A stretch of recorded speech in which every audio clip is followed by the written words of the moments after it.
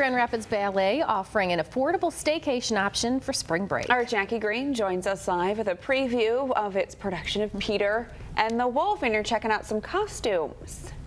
Yeah, good morning, guys. You know, this isn't only a great stage production, but it's a great way for the kids to learn some appreciation for ballet and have some interactive, fun moments. Now, Attila, you were telling me that you have out in the lobby costumes set up and things for the kids to try on. Tell me about that. Yeah, so the whole production itself starts way before the actual performance of Peter and the Wolf. When you come to our theater immediately, you know, Jimco has a whole play area set up so the kids can come in early, have a little bit of fun. Oh, yeah. Move around a little bit before they have to sit for a half hour. Exactly. We also have a special area for costumes and a photo booth where they can try on costumes, take pictures if they like to. And these are some of those costumes. These are some of the costumes. Oh, so my gosh, you have some cool what stuff. better way to start a date and pretend it's Halloween and playing dress throw up. something on that you like.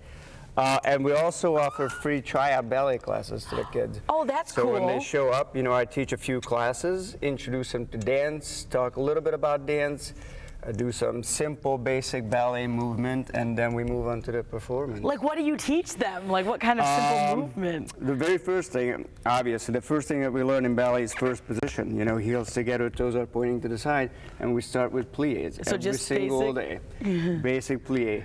Warming up the bigger muscles, we move forward, do a little bit of stretching, a little bit more for the legs, moving on to jumps and turns, so on and so forth. So they get to play and have some fun before the show actually starts. Yeah. So then the show starts, and it's about a 30-minute performance because Just about. we want to keep the kids engaged. Yep. And these are some of the costumes for the dancers.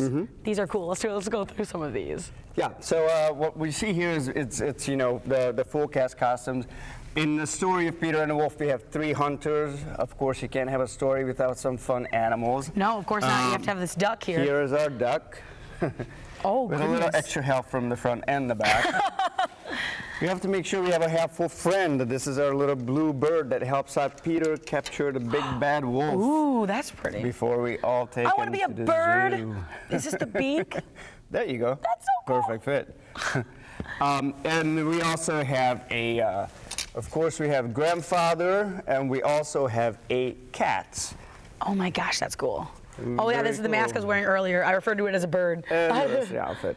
I think that I could play the cat.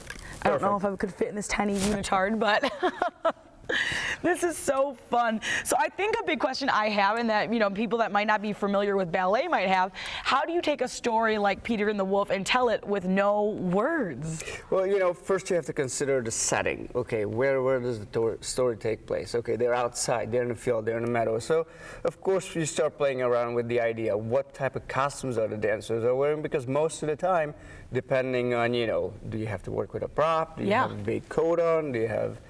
So it all affects movement, so you put all those elements together and then you think, okay, if I'm thinking a big bad wolf is coming onto the meadow, what would you be doing? So the first thing that we could do is, something lurking in the shadows, moving onto stage, and of course, being able to do it on stage. With lights we and help everything. it out with all the lights as well. So. Oh, that's so cool, and I'm sure the movements have to be super big to make sure the kids are getting it and engaged. Absolutely. It has to be just to the point. It has to be the right movement, so it's not confusing.